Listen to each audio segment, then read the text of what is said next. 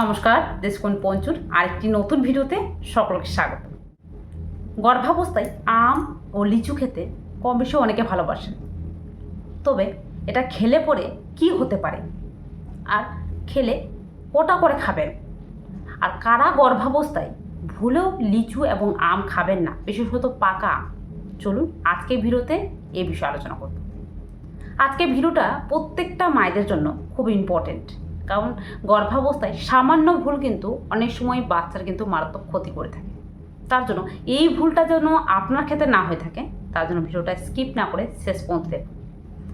আশা করি আপনার জন্য অনেকটা হেল্পফুল হবে। তার জন্য অবশ্যই ভিডিওটা ভালো লাগলে, ইনফরমেটিভ মনে হলে বেশি বেশি শেয়ার করুন, পারলে একটা লাইক করুন, আর এখনও পর্যন্ত চ্যানেলটাকে সাবস্ক্রাইব না করে থাকলে সাবস্ক্রাইব করুন। চলুন ভিডিও বেশি যাওয়া যাক। তো দেখুন, সাধারণত গর্ভাবস্থায় আম ও লিচু খেতে পারবেন কি না? গর্ভাবস্থায় আম এবং লিচু খাওয়া যেতে পারে, তবে কারা খাবেন না এই বিষয়টা শেষের দিকে আলোচনা করব, সেটা অবশ্যই জানবেন। তার আগে বলি, গর্ভাবস্থায় আম খেলে বা লিচু খেলে কটা করে খাবেন, আর এটা খেলে পরে কি কি হতে পারে। দেখুন, বিশেষত আমের কথা বলি।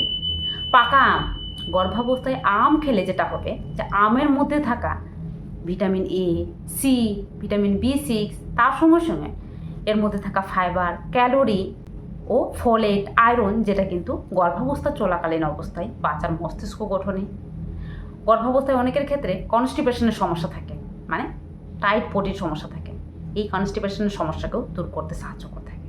তাছাড়াও গর্ভাবস্থায় ইনস্ট্যান্ট যে এনার্জি প্রোভাইড করতে এই আম কিন্তু যথেষ্ট হেল্প করে, কারণ আমের মধ্যে থাকে সুগার, ন্যাচারাল সুগার, যেটা কিন্তু স্বাভাবিকভাবে খুব সহজে, যদি কারো হালকা খিদা পেয়ে থাকে, আম খেলে কিন্তু স্বাভাবিকভাবে খিদাটা অনেকটা মিটে যায়।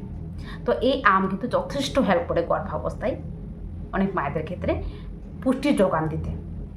এমনকি এর মধ্যে থাকা আয়রন, যেটা কিন্তু অনেক মায়েদের ক্ষেত্রে গর্ভাবস্থায় যেটা হয় যে রক্তে হিমোগ্লোবিনের মাত্রা কমে যায়, এই হিমোগ্লোবিনের মাত্রাকে বজায় রাখতেও সাহায্য করে থাকে। সেক্ষেত্রে আপনি গর্ভাবস্থায় আম খেতে পারেন, তবে আম খেতে পারবেন বলে খুব বেশি আম খেয়ে নিলেন এমনটা করবেন না। অনেকে থাকেন যারা কিন্তু সকালবেলা ঘুম থেকে উঠেও আম খেলেন, দুপুরবেলা ভাতের সাথেও আম খেলেন, রাত্রেবেলা রুটির সাথেও আম খেলেন, তো ঘন ঘন আম খেয়ে থাকেন। এই ভুলটা করবেন না। গর্ভাবস্থায় আম অতিরিক্ত খেলে কি হতে পারে? অতিরিক্ত আম খেলে যেটা হবে, যেটা বললাম, যে কনস্টিপেশনের সমস্যা দূর করে, টাইট পটি যাদের ক্ষেত্রে রয়েছে তাদের সমস্যা দূর করে। সেক্ষেত্রে আপনার অনেক সময় লুজ মোশন হওয়ার সম্ভাবনা বাড়িয়ে দেয়, মানে আপনার পেটটাকে গরম করে দেয়।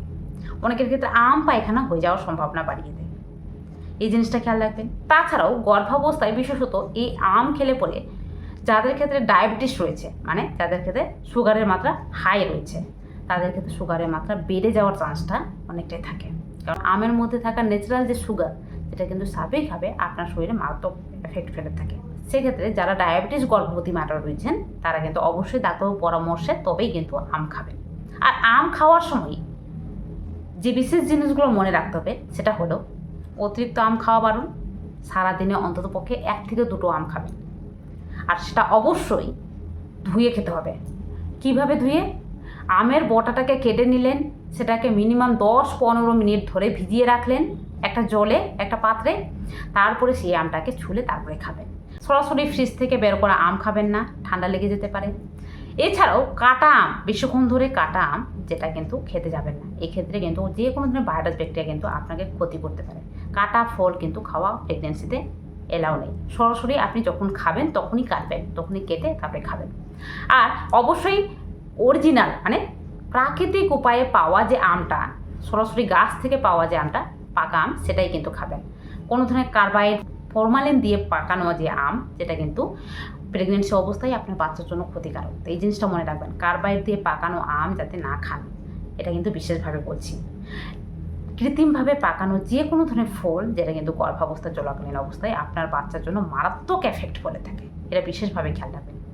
তো এই বিশেষ জিনিসগুলো খেয়াল রাখতে হবে। তার সঙ্গে সঙ্গে গর্ভাবস্থায় যাদের ক্ষেত্রে অ্যালার্জি রয়েছে, তারাও কিন্তু গর্ভাবস্থায় এই অ্যালার্জি বেড়ে যেতে পারে, তার জন্য আম খাবেন না, বা খেলে পরেও অবশ্যই ডাক্তারবাবুর পরামর্শে খাবেন।